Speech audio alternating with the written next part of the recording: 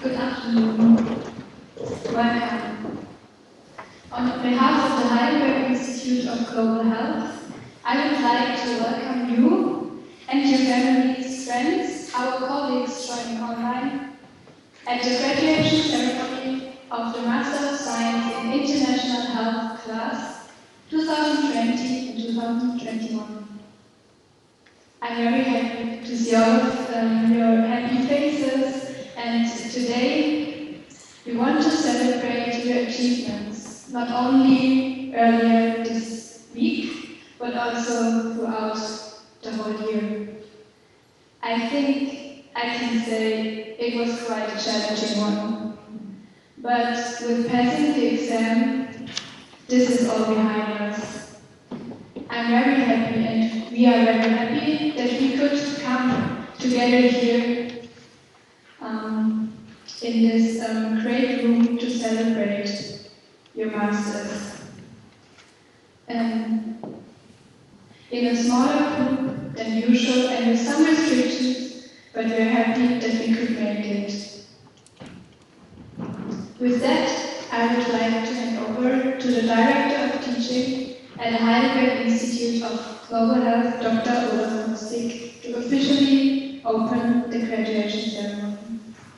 Thank you very much, Anna, for your beautiful introductory words. And as everybody knows, my name is Olaf Lustig. I'm very happy to have you all here, and we're going to proceed immediately, I think, without any further words. Our motto is going to be today, lifelong learning, because this is only a start here. It is not finishing anything. And I think Clara later on are going to extend on that. For these words, I'd like to introduce immediately our musician of the day, Uta Kraus. I think they're going to entertain us with something called Triste. And for those who are not Latin-based language speakers, I hope it's not going to be triste. Okay.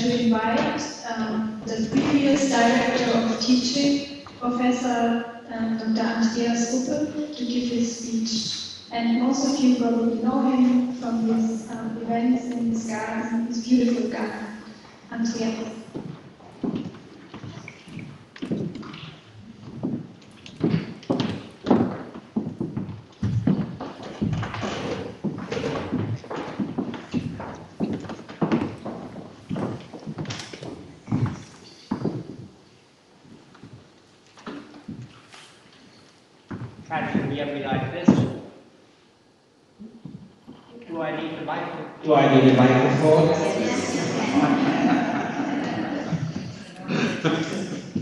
So I welcome everybody through the microphone, but directly. And I'm happy to address you directly and congratulate you for this great event in your lives. I say hello to everybody around somewhere else in the world who follow us through the internet. Thank you, Anna, for introducing me.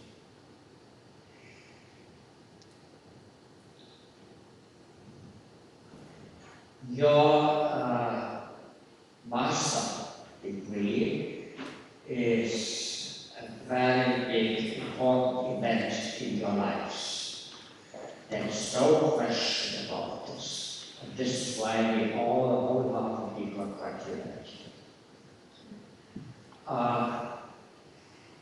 I would like to share some ideas with you on the master's degree, but representative of other events in our lives, include myself, which we feel are crucial and decisive. And for this, I developed for you a virtual slide. Now, you know virtual teaching more than you like to know it. But this virtual slide was invented by Pitt Heidelberg many decades ago when he developed this course together with Professor Isfeld and others. And the virtual slide is as follows. Virtual slides have developed before microphones. I have to combine this. So this side here is the left side for you is your heart, and this side is the right side, which is your action. And now it has become fashionable to develop activity in whatever circles. So there are circles between your heart and your actions. And vice versa, from your actions to your heart, and your heart represents happiness, and your action represents power. And now you remember this slide, okay? Now your master degree is symbolizes many things, but essentially these two poles. And power, no, I missed the slides anyway. Power, wherever it's on the virtual side, power and happiness interact. And but it depends on the definition. Happiness is determined by the ego, normally. So if ego and power interact, and they have no negative feedback loop, things happen as we see the world today. The world today is in large parts a catastrophe. Of course, we know the political catastrophes. We also see the catastrophes in the environment, currently in New York, but it's only one place and there are many others. And these catastrophes, there are many more, they come why? Because some egos in the world have no negative feedback. So they want to grow and mix happiness with power. So power is a real danger, and your master degree gives you power. This is why you got the degree. You want to get up in your career to become at higher positions. Higher positions bring power with you. So the question is, what do you do with this power? Climbing up the career ladder, you want, of course, to be more happy. Correctly right so, and everybody wants, in the world wants to be more happy. But what is happiness? Is happiness to have always a bigger car? Is happiness to have always a bigger house? Or is happiness to have a very powerful gun in your hand? What is happiness? And I think there are very many definitions, and in my personal opinion, these definitions of happiness are not sustainable. And if these kind of happiness combines with a lot of power, then it leads to catastrophes. So, I will not give a lecture here on happiness. There have been many people who can do this very much better, and I'm not here to give you an advice. This has been done much better by other people. For example, Buddha gave wonderful advices more than 3 millennia ago. And so many people in the world continue to try to understand the advice of Buddha and follow his advices, and it takes their personal lives to reach happiness. Somebody else was called Lao Tzu. He did the same. Lao Tzu published all the wisdom we can get in 1,000 words, and he is the best publisher, in my opinion, of history. And the wisdom of Lao Tzu, again, is wisdom studied by people spending their whole life, and there are millions of people spending their life, and at the end of their life, they hope to have found what is happiness. Jesus Christ is another example, and he gave us advice how to guide a meaningful life of happiness. So, you know these, or you don't know these people, you can study them, or you can ignore them. But if you look for advice, I have brought with you the advice of a current, the best teacher I know of, and this is the Dalai Lama. I got the millennium advices of the Dalai Lama for you, a summary on 1 page, and I invite you to spend some time together or alone. And if I were to give you an exam on this year, I would say, choose 3 priorities advices which you believe are really important for you. So, full of advice, I leave this on the piano here, and whoever likes this advice of the Dalai Lama, take it. So this is the advice for happiness, and I wish that your master degree advances you also on this way of happiness. I want to tell a little bit about myself, what I have learned in my life. And I have learned, of course, retrospectively. At your age, I was partly or fully ignorant of many things, which I now more wise. I don't believe you have to reach the ultimate level, far from it, but I will anticipate already a conclusion which I have later. I learn very, very much from our young students, from the alumni students, also those which come to my home, and I'm very happy to learn from them. So wisdom is not related to being old, man, white hair, and professor. Wisdom is in everybody. And I would advise you, when you move up the ladder, to remember this for your subordinates or your students. They are also wise at their level. Now, I learned retrospectively about privileges.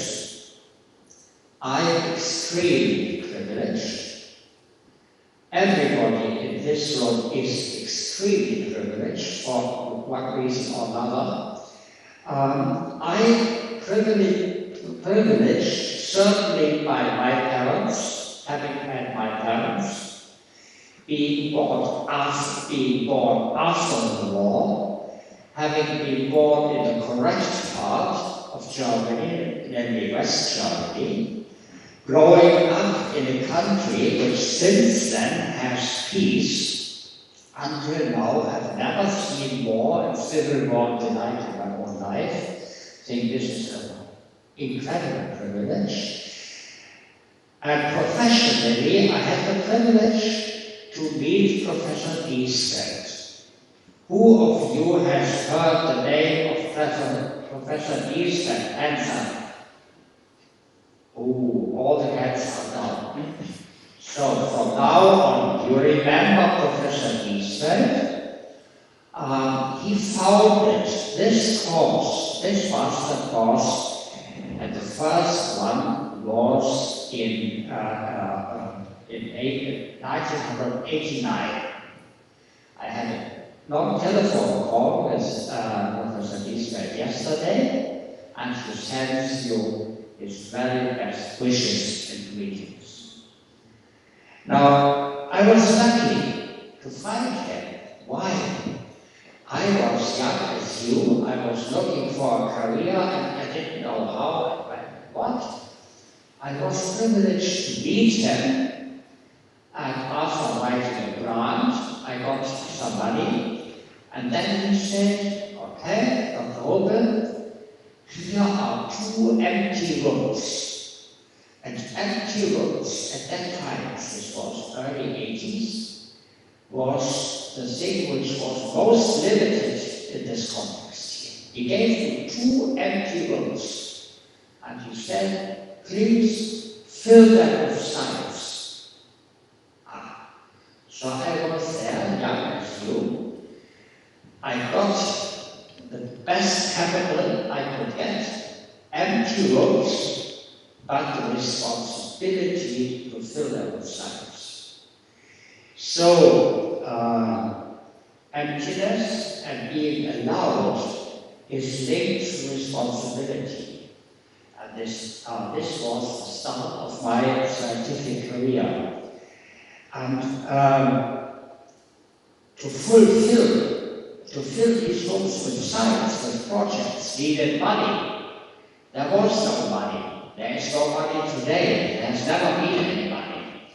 So I filled these rooms with equipment because I was starting to supervise this research. I was privileged to find grants and to fill a laboratory, biomedical laboratory with equipment and with people. So, science for me was very fulfilling, but it was by no means a joke. And my family suffered badly. And the end of the story is we got divorced. So this is about moving up in the career of science, when you have to combine power to fill empty spaces and to follow what you think is not happiness. the time I followed these things without knowing the close interlink. Anyway, this was the result, but I took a lesson. And one of the lessons which I got very early on is the success, the scientific success, depends not only on me being the group leader, but the success depended and depends on the people with whom I work in the laboratory. So my students, they were instrumental for the success of the laboratory. Of course, I was the boss, but many things my students knew them much better than me. So the lesson is here, be aware and take your chance that your subordinates, your students, and whoever, maybe a technical person, they may know things much better than you, even if you are higher up in the hierarchy. Accept this, and I have seen many places in the world where this is a real obstacle to development, where the big bosses think they know everything best. I think the big bosses, of course they know something best, otherwise they are good bosses. But listen to your subordinates. And in that context, I would like to cite one of my dear ex-students. This was Hermann Sorgo from Burkina, a long time ago.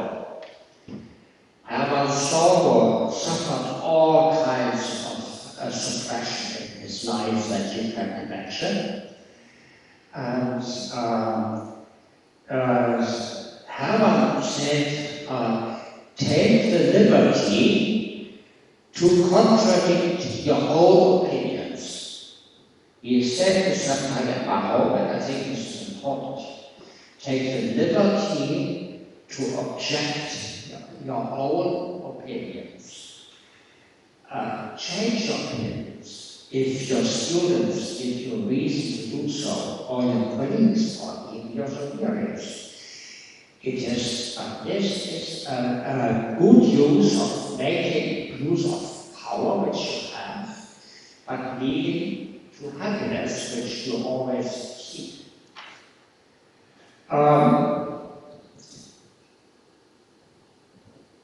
Then I also got to know from one of the students, I cannot cite this anymore because I don't remember who it was, so I have to plagiarize. And the student says, do the best you can until you know better. Then, when you know better, do better. This was very wise. And I happen to have had such a student who told this to me. And this implies that a notation of mistakes. All of us do mistakes. But the mistakes, I think this is the Dalai Lama said this. Mistakes are a beautiful struck of luck, because they enable us to learn. When I had the Christian Writers Laboratory, I had a budget for grants about 1,000 euros a month per person, only to allow the students to make mistakes, which means they have to do experiments, and per person 1,000 euros went down the sink in terms of chemicals or plastic things and whatever. And if I didn't have 1,000 euros per month, I couldn't take a student. So, allow your people with whom you for whom you are responsible to make mistakes. This is good for their education and it's good for your own education. And I made myself very dramatic mistakes in my life. I will not expand on these here, but because I have no time. If Olaf gives me more time, I will expand on my mistakes. But I'm happy to tell you about my mistakes, which made me learn. So, my message to you is I have been the result, as I sit here, of very privileged situations in my life, which others did not have. And it's not my merit that I sit here. It is not my merit. It is the merit of so many people with whom I had the pleasure and the chance to interact, to work, and to share scientific successes. Because we have very good successes in my laboratory.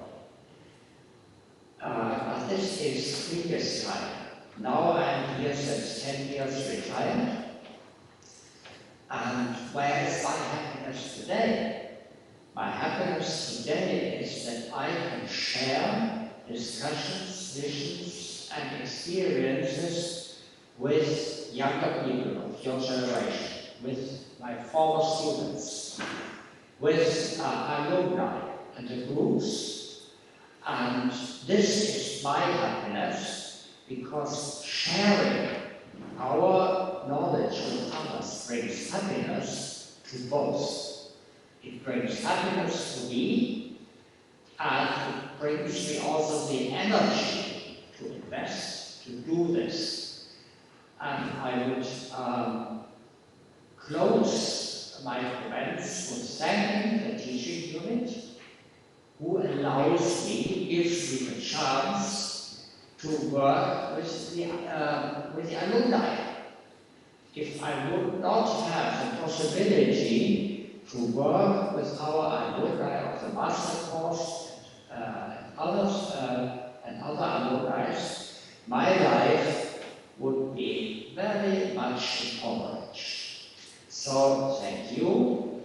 Teaching unit hands up, and some of the teaching units are not here. I'm thankful for all of you for giving me the chance of doing this. And I will close with my citation of my dear former student and friend Ron, who some of you know in India. Ron said, "You cannot wait until life isn't hard anymore before you decide to be happy." With this wisdom, I wish you all the best for moving up the career in your professions. I wish you good success, and I wish you combined happiness with your success. Thank you.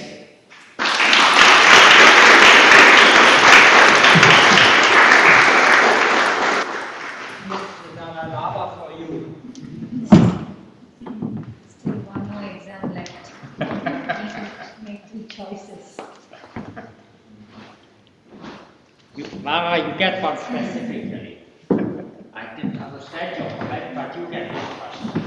I said one more exam to go because we still have to make 3 choices from here. Yes. Thanks, Andreas. Thank you very much, Andreas. I have to say, we have a picture already. Anna and I are going to alternate in announcing our next speakers in the next step. And of course, Anna is far nicer, far more intelligent, far more everything. So sometimes you have to see me, and we're looking forward to hear Anna in a second again. Let me quickly say, what we're doing here is actually quite an effort in teaching and capacity building, where we're linking what we're doing not only to what we're doing here, but also to international collaboration and cooperation. All of that, and I'm very grateful that Andreas mentioned already the heads of institute, Professor Liesfeld, and of course Professor Sauber and today Professor Kleininghausen, would not be possible without the support of the entire institute. And I'm very grateful, they're all sending their best wishes, that we have two pillars of the teaching union really here. I don't need to tell you anything about Professor Andreas because Anna introduced him already. Without him, the entire work that we're doing here and his constant support would not be the same. However, we have the second pillar of the teaching union here, Sister Sylvia. And I'm very happy to have her here today as a speaker. Because also she coordinated this particular master course for several years in the early 2000s.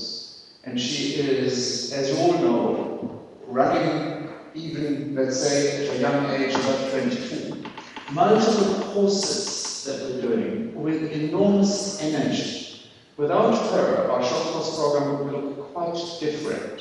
And this only comes in with the dedication that we've seen from Andreas and from Sylvia. And without the support of these two being present here in the room, we would actually almost not be able to do the same type of work that we're doing. That's enough glorification for you, Sylvia. I know that you want to address the audience with impatience and nobody wants to listen to me. Sylvia.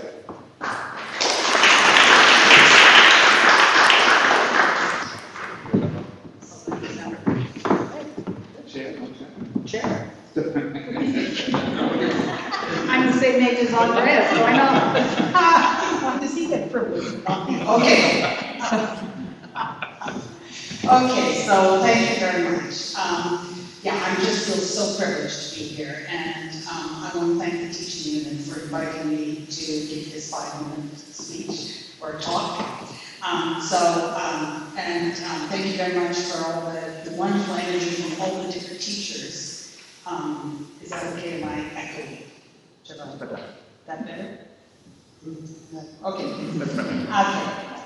Fine. So I want to first of all congratulate everybody who is graduating today, and I think it's really a wonderful experience and journey that you're on. And I want to actually congratulate you for your courage and commitment to complete your degree and attain one of your dreams. So I want to start my 5-minute talk with a quote from Nelson Mandela. He said, "May your choices reflect your hopes and not your fears." So my dreams, my hopes, have driven my life journey. And I'm going to talk a little bit about my life journey, which has been a little bit different from Andreas'. So you're going to hear also a little bit about my life journey. And I'd like to share with you 3 attributes that have been important to me along this journey. So this is, I don't know what, I'm going to check later to see if the Dalai Lama came up with these attributes too, because, Andreas and I seem to be stuck with this 3. So, when I graduated from high school, my father gave me 3 career choices. Teacher, nurse, or secretary. There you go. This is the 1970s, okay? And what was a girl to do? I mean, my father made my choices. I didn't make my choices. But I wanted to travel in Europe, and I wanted to go to other exotic lands and have adventures and go to university and become a doctor. I really wanted to do that. But the choice wasn't mine. So I went to nursing school. Thank goodness. It was a wonderful experience. But I knew what I wanted. I knew that I loved adventure, learning, exotic lands, and I wanted to be a doctor. So in 1970, I graduated from nursing school, and within a year earned enough money to travel to Europe. Now you probably can't imagine it, but in 1971, that's when I left, 1971, international travel wasn't by airplane, it was by ship. So I got on a ship in Vancouver, British Columbia, Canada, and I traveled down through the Panama Canal, and I traveled to Europe. And I haven't looked back. I set out on a great journey around the world, and I'm happy to say that I'm still on this journey. I'm still learning, I'm still traveling. I saw those exotic lands, and I also obtained my PhD. The first person, the first woman in both sides of my family to earn a PhD. So, there you go. There were sacrifices, it wasn't easy. And in the end, like Andreas, I ended up getting divorced. So, we have that in common too. I always kept my eye on my goal. It took me time. It took a lot of time. And I finally got my PhD just before my 65th birthday. So, so I persevered. So I promised to tell you about 3 attributes that guided me on this journey. And one of the attributes was not stubbornness. I know some of you, because I see Pauline sitting there nodding your head. Though I'm sure that some of the time I can be a little bit stubborn. Okay, so the first attribute was courage. Courage takes risks, courage to open another door when one door closes, courage to persevere in my dreams, and the courage to get out of my comfort zone. So I just want to give you one example. So in 1970, I found myself in Tehran, Iran, working as a nurse in an intensive care unit. After a year, you know, I was ready to move on. So I had two decisions, 2 choices. I'm always with choices. We're always with choices. I could get on a bus, so I could head west. I could go back to Vancouver, British Columbia, maybe a bit boring, but it was safe. Or I could get on a hippie bus, and I could head east. And I could then travel, and I could go to India, which in the end, I took a deep breath, and I got on that bus, heading for the Afghani border and uncertainty. I was committed to having adventures and growth in my life, and I persevered with that commitment, though it scared me. And I have to say, in 1973, this is going back to Andreas, I became a Buddhist. So I've been a Buddhist now for 48 and a half years, and I've actually personally met the Dalai Lama 7 times, so I know some of the things, the advice that he gives. Okay, and this brings me to my second guiding attribute, and that is to know yourself. Trust and love yourself. All the bumps, the scars, the pimples, your dreams, your fears, really, you have to really love yourself. Know who you are, what are your dreams, what are your values. Use these to guide you.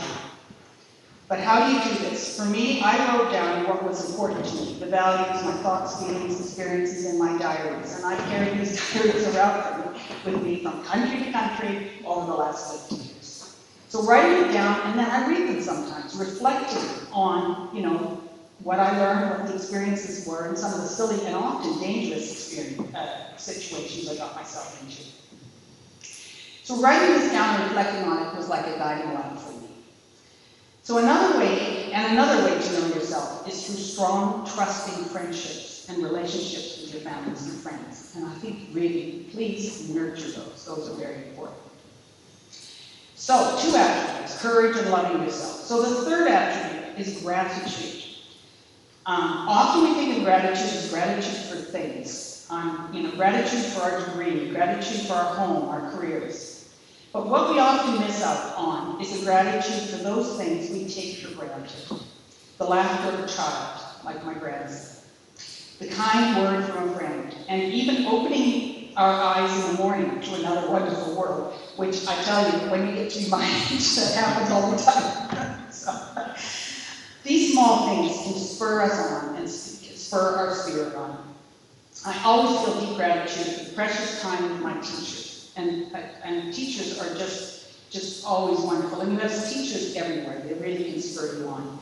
And they give you open and honest guidance. And for me, this kind of gratitude has helped me to value my own potential. So in closing, as you are setting out on your path, your journey, I wish the courage to take the opportunities that are in front of you and face the challenges and to know the difference between those two. And I really want you to encourage for you to love and to really, appreciate yourselves, because really you get to know yourself. That's really important to know what is important to you, what are your dreams, and where do you want to go. And so I want to close with the first, and I wish I could sing it, from 1970s, and one of my heroes, John Lennon. I wish I could sing. Oh, it's so tempting, isn't it?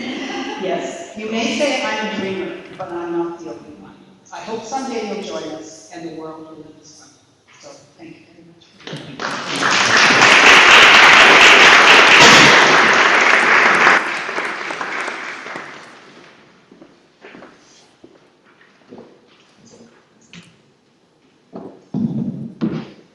Thank you very much. Thank you very much. Andreas, I think we are very honored that you shared your life story with us, and I personally have the feeling I have a little homework, perhaps you as well, to reflect on our personal life at the moment. And I think now we continue with some more musical entertainment.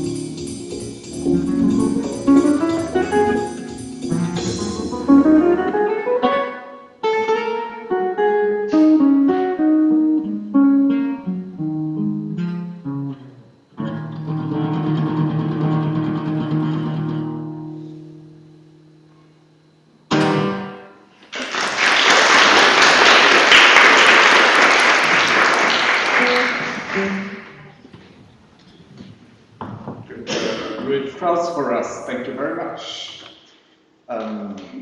Now I need to fiddle around with the microphone, I think. Let me see if you can hear me anyway. I think it should be working, isn't it? Better with the microphone. Yeah, let's see if it works, if I can make it work in a second. So, at this stage, I always have the pleasure to discuss the entire year with you. What a year it was, isn't it?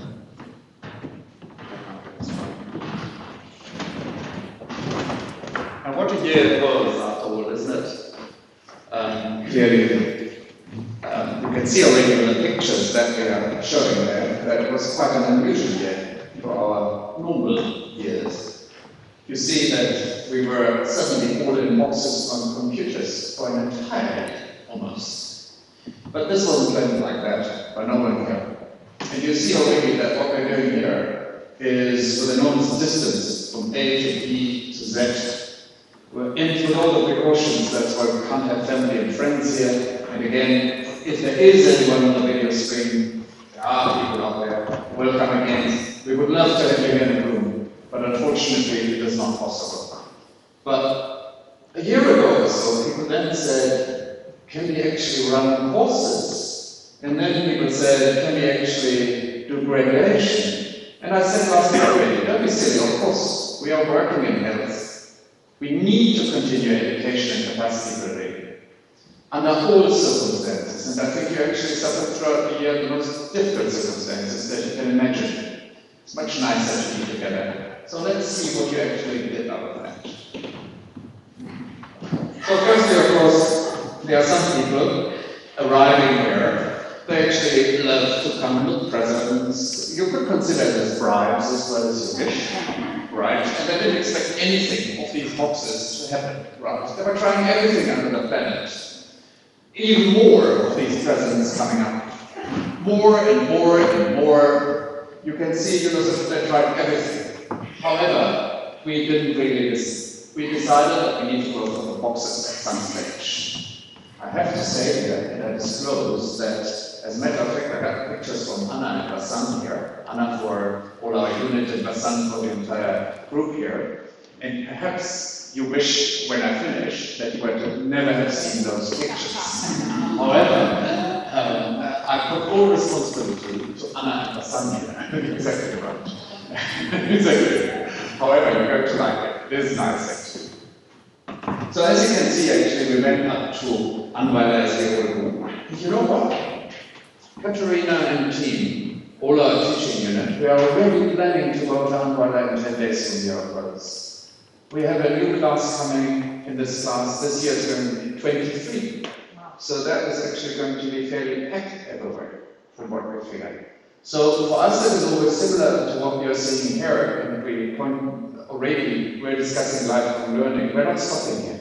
Whenever you're finishing one element, as Sylvia said earlier on, one door is closing, you open another one. And this is sort of what we're doing here as well.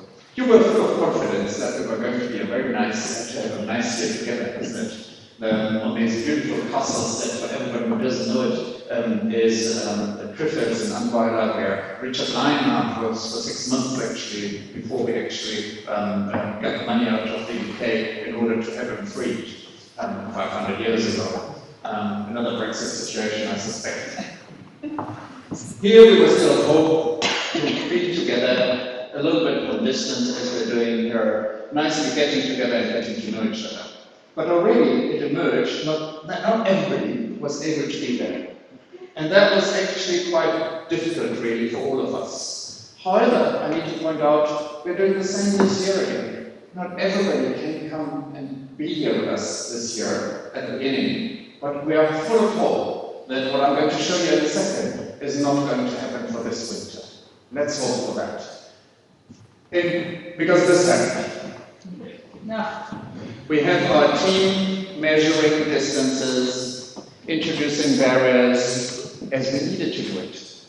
If you ever want to do any reconstruction or renovation in your house, I think you can talk to Anna and Katarina because they're perfect in measuring everything and trying to make sure that it's not only SARS-CoV food sort of friendly, but also anything that needs to be done. I think currently, I hate to say, they're failing with the ladies' toilets in our buildings. I'm sorry, we shouldn't mention this here, isn't it? Never mind, because we don't really have one anymore, isn't it? Yeah, exactly. So that's a change. You all have one of those still. They're getting worse.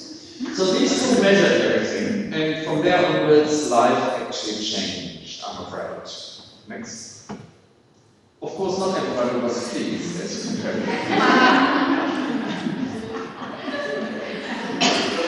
But protest as you like. We trying to fight for your rights, as some try to show here, is not possible once these measures come in, and you can't help it.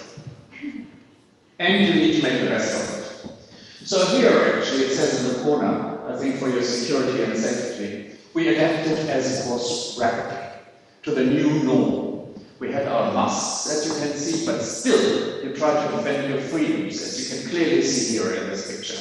And I like that very much. We are going to have fun regardless, and I like that attitude. Some people, of course, are sitting there still and thinking, perhaps we cannot do this here, perhaps it's not a very good idea, let's see how it goes. But still, I like the attitude that we say we can do it. Yeah, some people there actually went to the protest. And they said, no, we cannot do that. Some followed, some didn't. But there was nothing that could be done in December. In December, it's Christmas. You see already, we are working in public health and we are actually fighting for gender, rights, equality, equity in all senses. Even Father Christmas turned into Mother Christmas. And Mother Christmas clearly wants to hide the white big beard she has with a mask. From there onwards, the mask was compulsory. And not only the compulsory, we couldn't actually get together at all any longer, isn't it? So, again, 3 months, we actually had only this picture here. It was not easy, I think, for no one in the room here. And I really appreciate that you put this through. You have no idea how scared I was about your exam. Because, of course, it was an experiment for us to do everything electronically. Were we able to get skills and competencies together that we can actually say you are now fully qualified public health professionals with knowledge where you can actually safely operate in the world advising on public health questions. That was for me a worry. You managed. Thank you very much for that. That was actually really great. And even our external examiner, and I like to underline, of Jane Webster, we did our master's 23, started 23 years ago at London School of Hygiene, was very impressed. And Jane, if Jane says she's impressed, that says something. She's a very critical person on many levels, and she's very positive. But she said, I really liked it. And that was, for me, such a big relief. So it was not only an exam for you this week, it was an exam for me. However, spring came around.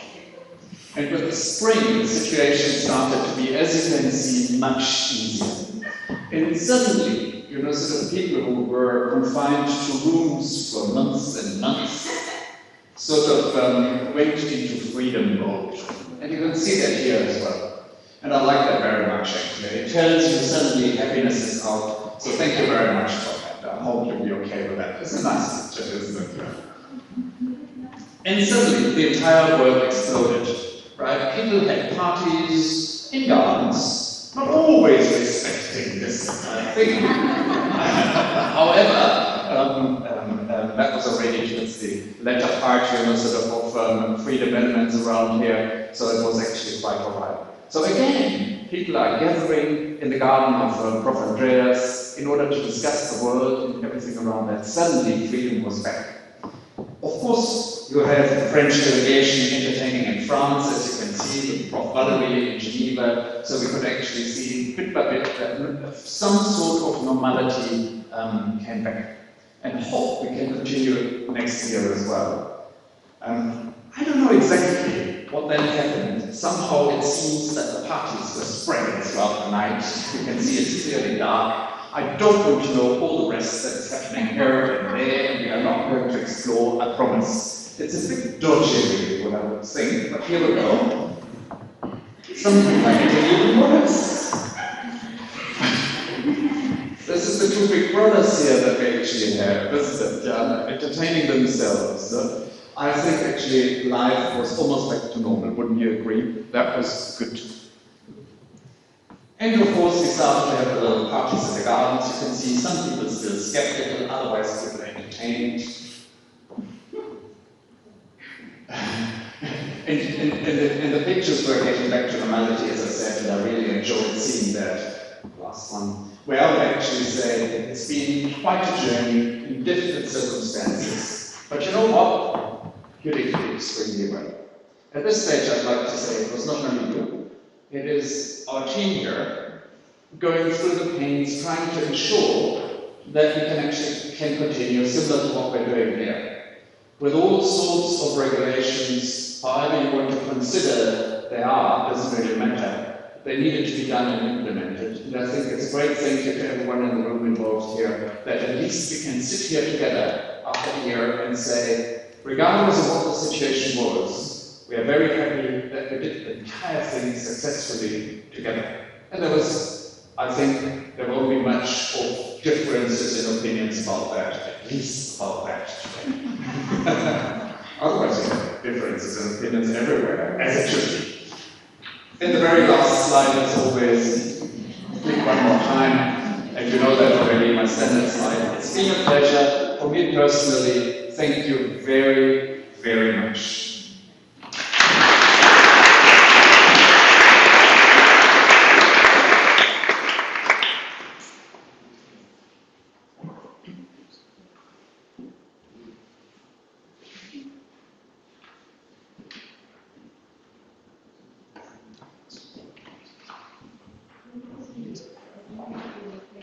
Thank you, Olaf, for your brief history of Health of 2021. If I'm not wrong, we have also a video from the class, and I think it would fit quite, I don't know what this laughing means, but I think it would fit quite well now.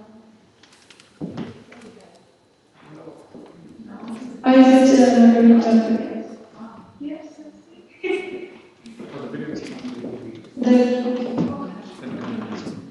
Okay.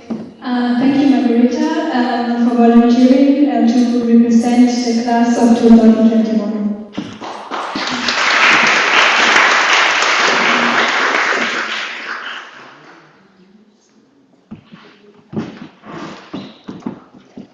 So hello to you all. I like to keep the protocol a bit, so I will read the speech for you.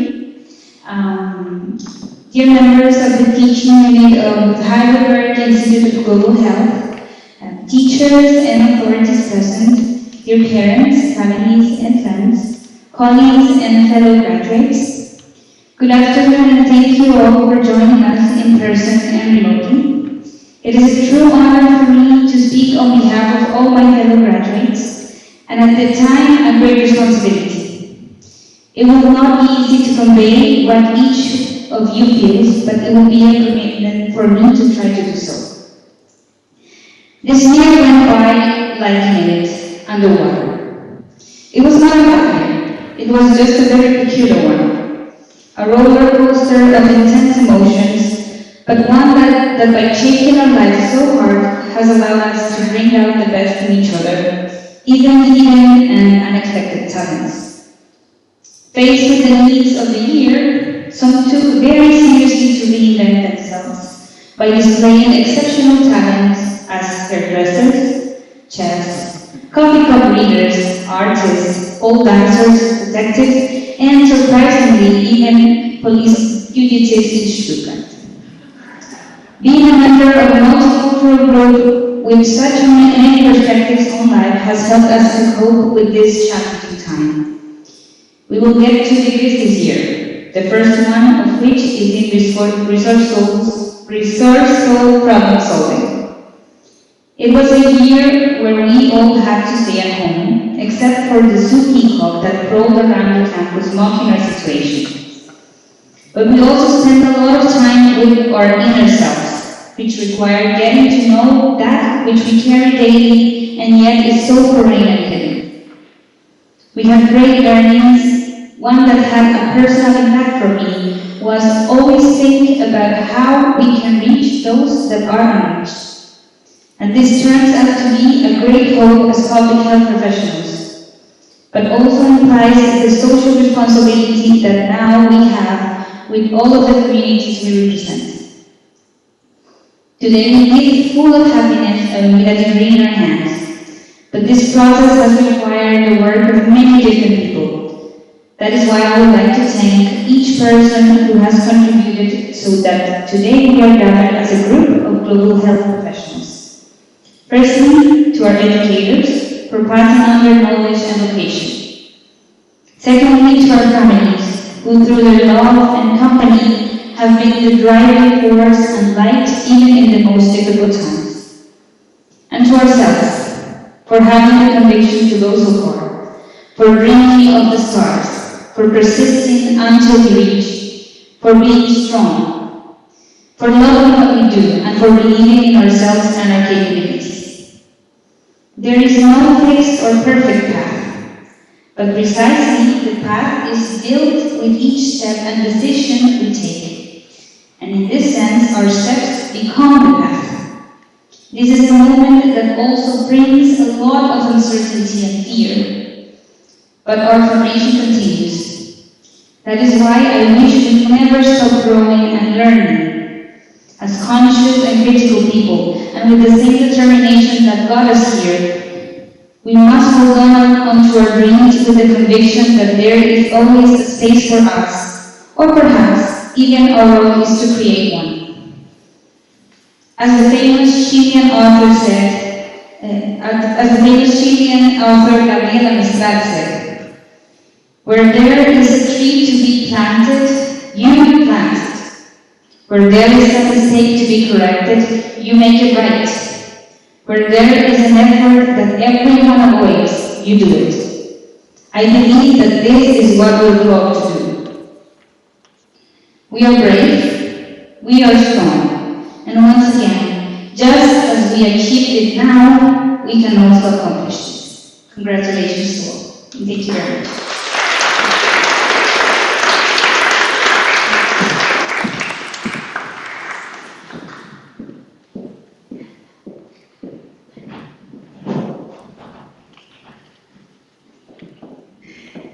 Thank you very much, Margarita. Now I would like to invite our next speaker, Vara, and I'm personally very happy that Vara made it on point to this graduation. If you don't know, I don't know, you arrived this week, I think, yes. The day before yesterday. The day before yesterday. I'm extremely happy that this was possible. And to cite Margarita right away, Vara is going to look into continuing learning throughout your whole life. Thank you.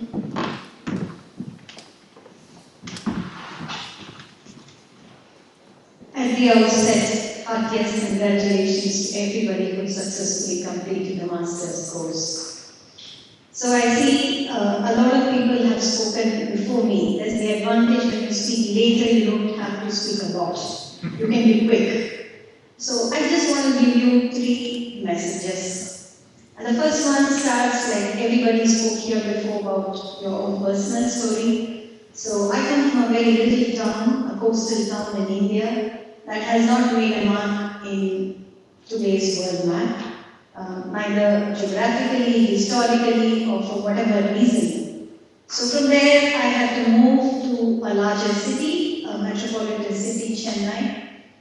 And this is way back in the 80s, so let's say even getting educated for a girl child was kind of challenging, so that was possible. And then I aspired to do my medical degree, which I did. And my third aspiration was to go abroad, study, and get a degree from a foreign university. And it's taken me now 3 decades. Really 3 decades. So it's been a lot of patience, it's been a lot of perseverance. So I just would like to give only 3 messages. My first message is dream big, pursue, be patient, and persevere. That's my message number 1. My message number 2 is, I think we are seeing a completely different paradigm in today's COVID world. Everything seems to have changed. I landed 2 days ago in Frankfurt Airport. I saw a deserted airport. The first time I was here about 15 years ago, I was so scared. If I say Frankfurt, oh, there are 3 terminals, I need to move from here to there, it's so busy. And I was so upset to see that it's completely deserted. And then I thought about you, the graduate students last year. What kind of aspiration you must have come here for? To be in class, to interact, and all of that couldn't happen. So it's not just impacted health, it's impacted, let's say, the airline industry, it's impacted your education. And then you see, okay, it's difficult for us to interact in classes, so let's go out and socialize, and then there are restrictions there. They say, get tested and come. You can't enter a restaurant until you're getting tested. And then I think those days passed by as well, and then you said, oh, I cannot take it anymore, let's protest.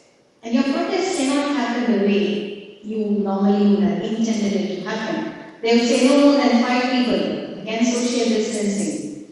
So then you say, okay, I think it's better I sit in class and complete, and you successfully completed it, and then they say, no, your family can't come. It's only you.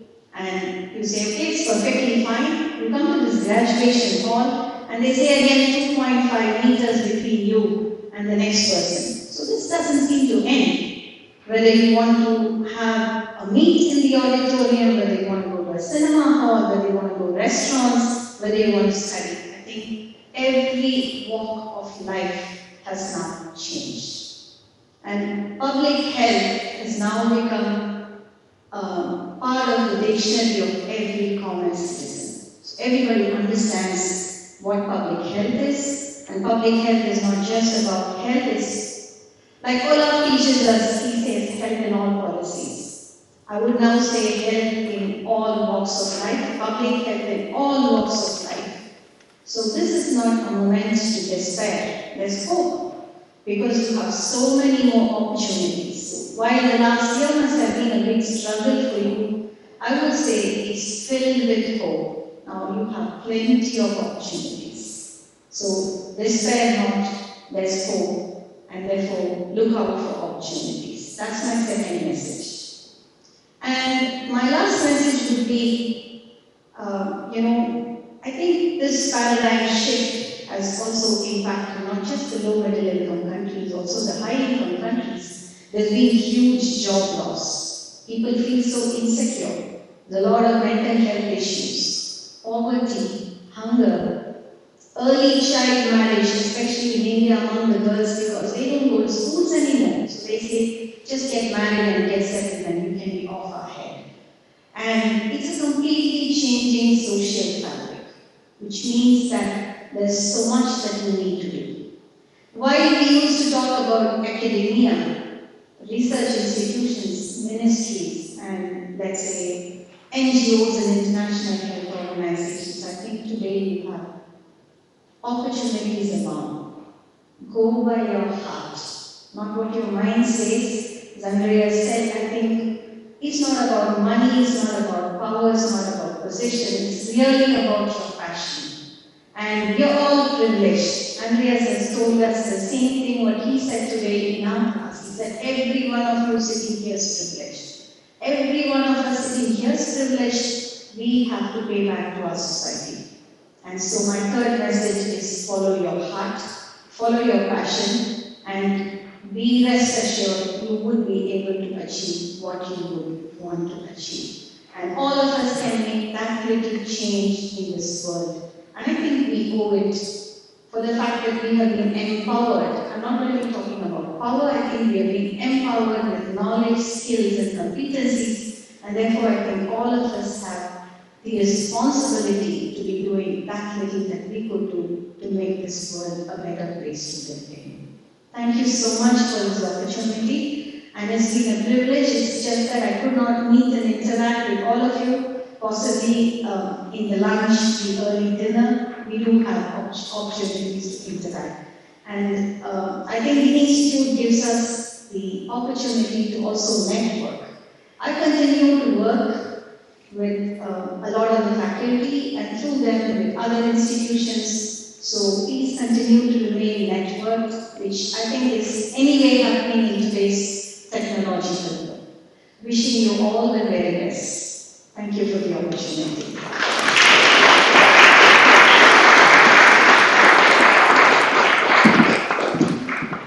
Thank you, Mara. After we heard Margarita representing the class of this year, and Barbara representing our pattern students, I would like, as a last speaker, Carlos to the stage, and to give you a little teaser. He will get a word for the thesis, and he wants to look into the linking of research and practice. Carlos. Thank you. I'm going to talk very shortly. I want to read because I also prepared as Margarita. So, dear members of the teaching unit, volunteers from the university that are watching us, your lecturers and fellows, families, and all the people that is online watching us, I received the invitation to talk today about science for health, but I don't want to make another 5-minute thesis presentation. As we did last week, we had enough. I just want to share with you some thoughts that came up to my mind when Olaf told me about these tasks. First, I think that we all have learned in these masters that science for health is the result of combined efforts, mutual aid and teamwork. After all the sessions of group work that we had in our courses, we learned that if we want to promote and protect health, we need to work together. The science that is constructed by teamwork is solid science that not only can prevent illnesses, but also solve the needs of the population. Second, we will learn that teamwork is possible if someone is guiding the members of the group. I think that all our group sessions in the end showed good results because we had someone that was guiding us. All our lecturers, and thank you for that. Otherwise, it would have been very difficult to get to a satisfactory conclusion. I think that it is necessary to acknowledge sometimes that someone has more experience in science and accept their guidance or receive their feedback to have good results in public health. Third, science could be sometimes discouraging, because it could take time to obtain what we are looking for. And working in public health could also be sometimes disappointing, because helping people to change habits or behaviors and waiting for governments to change policies is not easy. However, I think that we all learned that we have to be persistent and tenacious. Since the beginning of this year, we had meetings with Olaf where he insisted always on working on our thesis, prepare for the final exam, and looking for jobs. I think we learned the lesson, and that is why we are here today. We learned from Olaf's persistence and from the other lecturers who showed us that their work has taken place oftentimes in the most difficult conditions in a wide variety of complicated contexts around the world. Therefore, in science, we have to persevere if we want to see our society's health improving. Finally, we've learned this year from these COVID-19 pandemics that patience is crucial when we're doing scientific work. At the beginning of the spread of the virus, many things were not going well. And there was a bit of despair, but we have several vaccines and different drugs for different treatments. We still need to be patient to wait for new advances that will improve the health of the population. One last remark. I think that we also need to be a bit crazy, as in my case when I went to some parks in Heidelberg to talk alone to prepare my thesis presentation. I am convinced that great changes in the world, in the science for health, can only be done if we are a bit crazy. Thank you.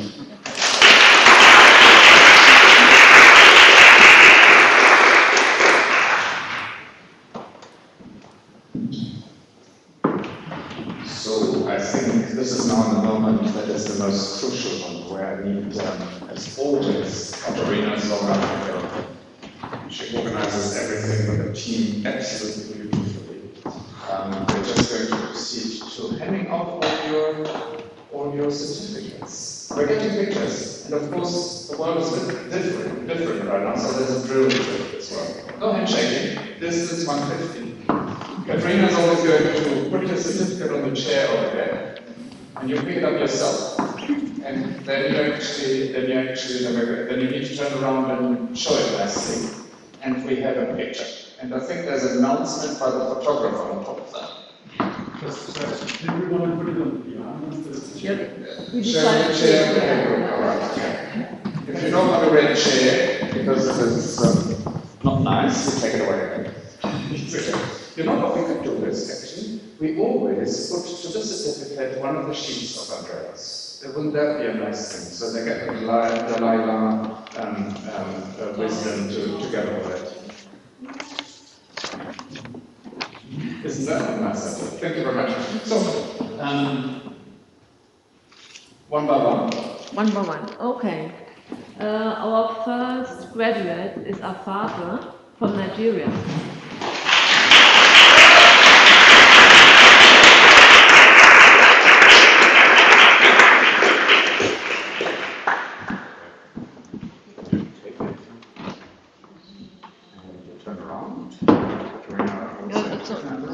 And smile, smile, smile. It's much better. Shall we approach a bit more, or how's it best? Just pretty good. Yeah. Just your attention, please. Yes. A couple as always, very good. More friendly. Specifically.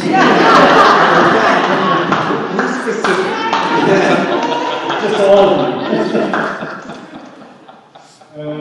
One positive. May I have your attention as well?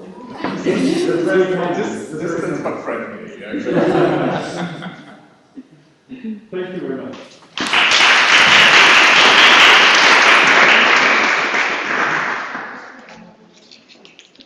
Then from Gambia,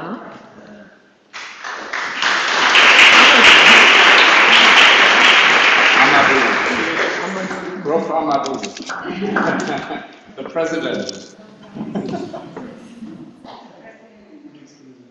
The next president is the executive. Some of your friendly attention, please. Thank you very much. Congratulations.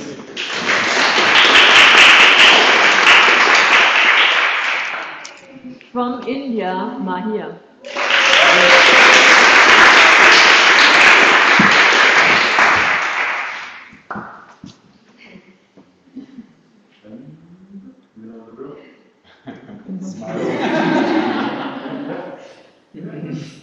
More?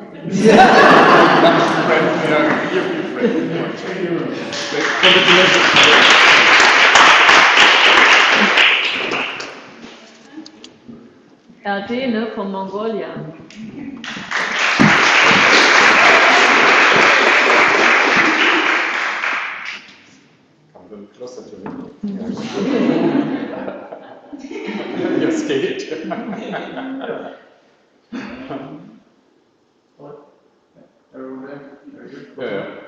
Thank you.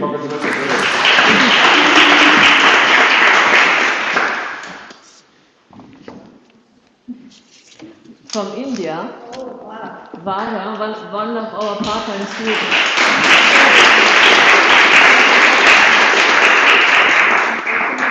Really well, it's okay, you don't provide, congratulations, Laura.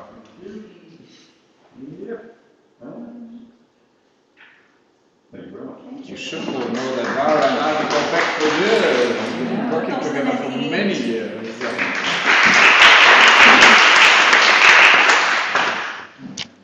Josie from Germany also graduated but can't be here today. So a big applause for her.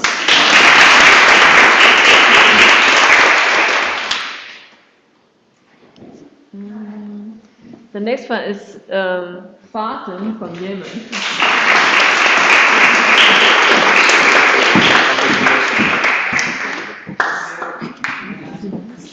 Very nice. Yep. Thank you. Thank you very much.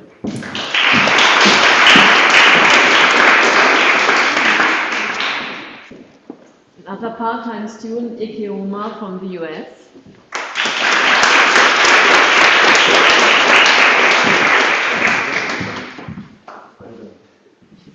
Good job.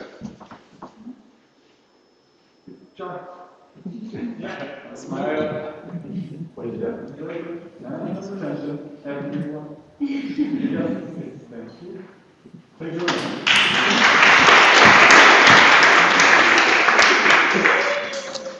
Catalina from Korea.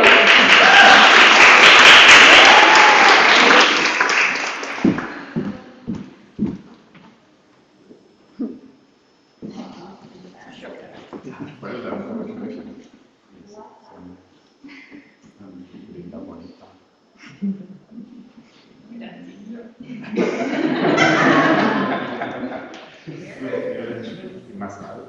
Thank you.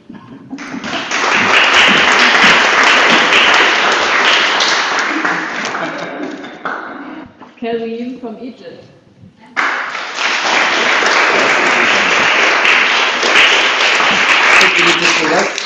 From Palestine. Yeah, exactly right. From Palestine. Yeah, exactly. Kareem. For the distance, congratulations, and I like your. Yeah. Sharing the room. Yes, yes. Smile. Thank you very much. Well done.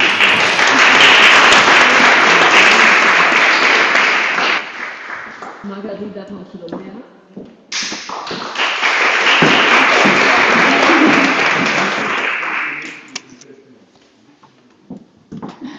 Smile, smile. Full attention, please. Yep. Very nice. Thank you. Well done.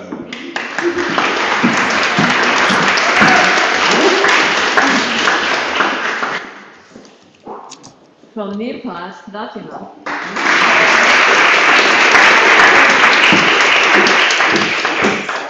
Congratulations. Yes, yes, absolutely. Like to step forward. A bit forward only. Okay. Mike. Thank you. Smile, smile. Smile, smile. Happy day. And everyone. Yep. Everyone's smiling. It's probably going to stay like that in the evening now. Thank you very much.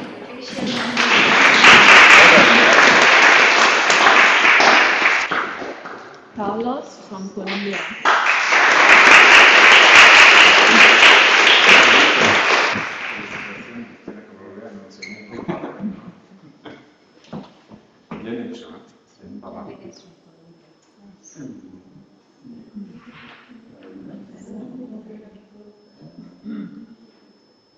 Thank you.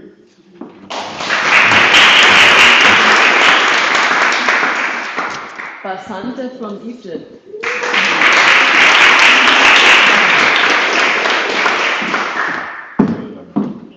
Congratulations. Very talk today. Yeah. Congratulations. Well done. Full attention.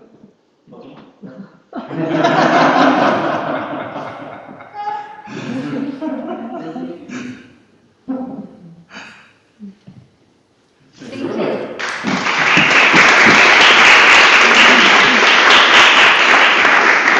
Engin from Turkey.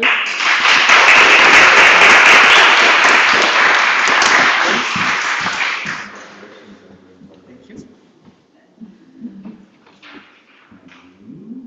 Smile, smile. That's a happy man anyway. Yes, very nice. Thank you. Thank you. Well done. And Mia from Myanmar.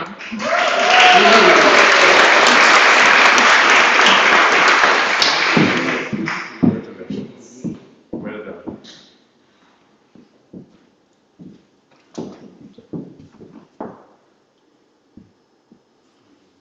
Very nice. Question, another. Is done? Is it done? Just it's yours. Thank you very much. Is it done?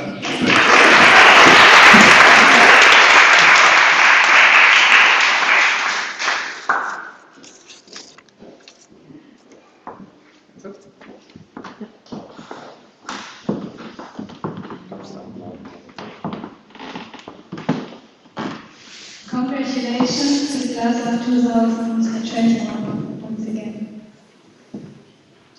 Now we want to continue with some more certificates, and I'm very delighted that I can announce the Distinction Award.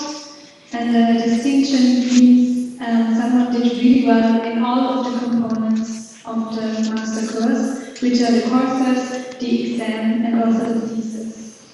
And I would like to begin with the one from the class of 2021, which is Margarita.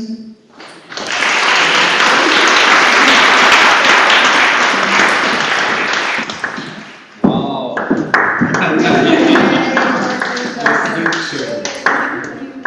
Must distinguir. Nice.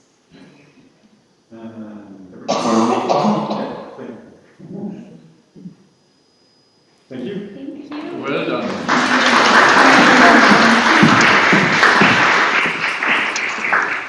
And our second distinction award, or the Oscar, goes to Mara.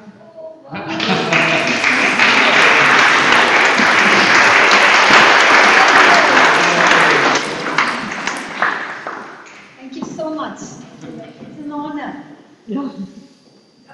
That's upside down. It's an Very good. Yeah, the honor's always Detail. upside down. Thank you.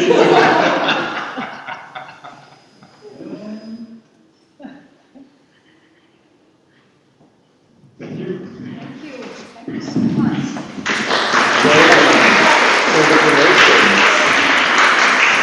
So I would actually say thanks, Anna, because it is true that, as you all know, when you do your degrees, to be throughout the entire year, or you do it in several years, consistently at the top of your abilities and at the top of everything you can do, it's really something that is not very easy to achieve. I would always say honors always comes in springs attached, so you've seen that people needed to speak in public on top of that already for their awards. But we are not finished there. No? We have another award always, and the other award that we have is for the best thesis. And here I would like to have the opportunity to mention a couple of things before we actually go and give our best thesis award. As you all know, for thesis this year, we had a particular situation. We usually try to do as much field work as possible, and that of course was impossible. We had a lot of, or I actually sort of in a way majored in systematic reviews.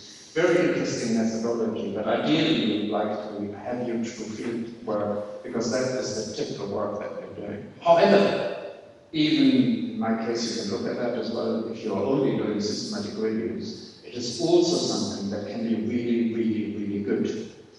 And And I think in that context, I just wanted to say we had a particular situation this year. Because normally our thesis award is going to the person who actually has simply the highest points, right? And I'm glad to announce you that already. This is Carlos. But Carlos did something else. So he actually doesn't only merit his thesis award, he does merit on top of that we actually all will applaud him and say we're going to follow him. For quite some years, when I had the honor to take over from Andreas, we were trying to get the quality of our thesis to the level that is actually publishable in scientific journals. We're now reaching roughly 3/4, a little less, sort of each year get published. And I think I want to encourage everyone. We actually sort of immediately talk to everyone during the exam already and say, go ahead and do it now. Because this is the next element you can do, lifelong learning, from here onwards, where you're learning how you need to make sure that the results are being in the public domain, in the scientific journal, but also that they don't abuse. And I know I shouldn't talk too much about that because you don't want to hear that now. However, Carlos not only had the best thesis, he did something else. Together with Andreas, who's here in the room, and I suspect so he's been behind that. And you know what Carlos did? Before we actually went for exam, he had his first draft of his publishable article already, and he is going to submit it sooner, or is it already submitted? So I think actually to both of them, that's quite, we never ever had that before in that time scale. And I think that's a well-deserved thesis award in this particular case. Carlos.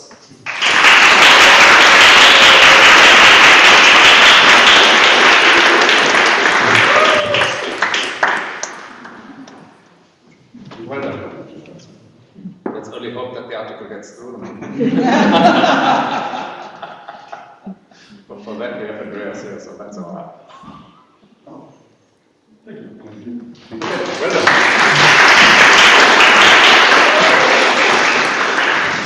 Luckily, who said early on, it was me, I don't know, is it over now? Is the pictures been taken? For me as well, luckily, or pictures later on. But we are going to look into the drill that we need for that later on. Luckily, we can have some music. I think.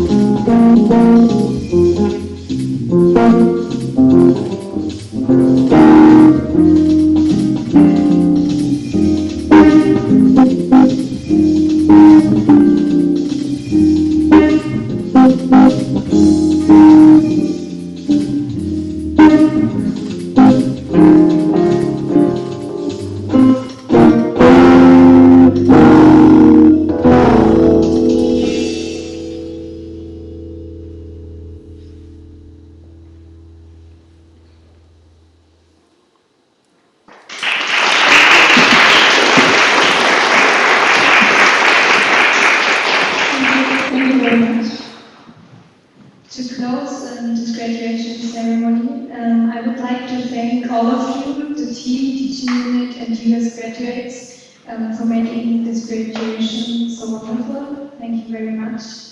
And I would like to emphasize once more that unfortunately your learning journey did not end today, it just started. Thank you very much. In which case, I don't need to add anything.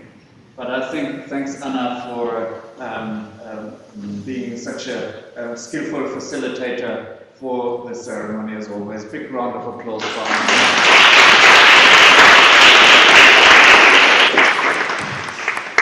And I think we should actually have another round of applause for several people here. Let's first start the music. Thank you.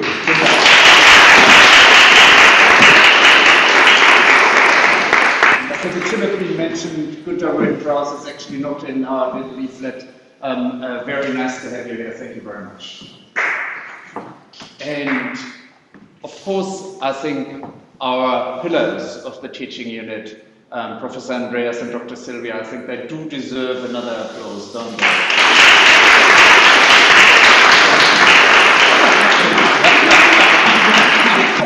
I wanted to see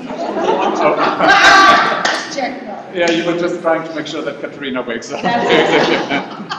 And since we are discussing Katerina and team, can we actually have a major big applause for everyone who works so hard and actually really work hard in the teaching unit? I want to hear a noisy, loud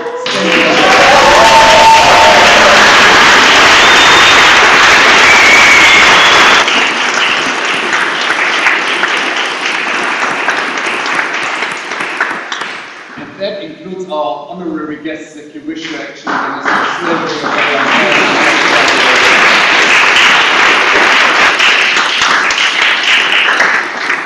And we have in the room 3 of our part-timers who are going to finish this year. Thanks for being with us here.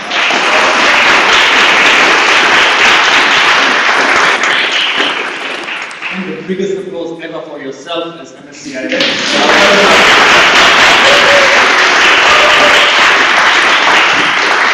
What I particularly like is we made it happen. Now, I would say we're closing everything. Our photographer, is going to take over, where I would say let's wait to the outside world because we're going to shut down the link in a second, since we need to go with a little bit of drill to the pictures here that we're going to do, and nobody needs to see that outside. The pictures are going to be shown, not how we do that. Okay, bye-bye outside world.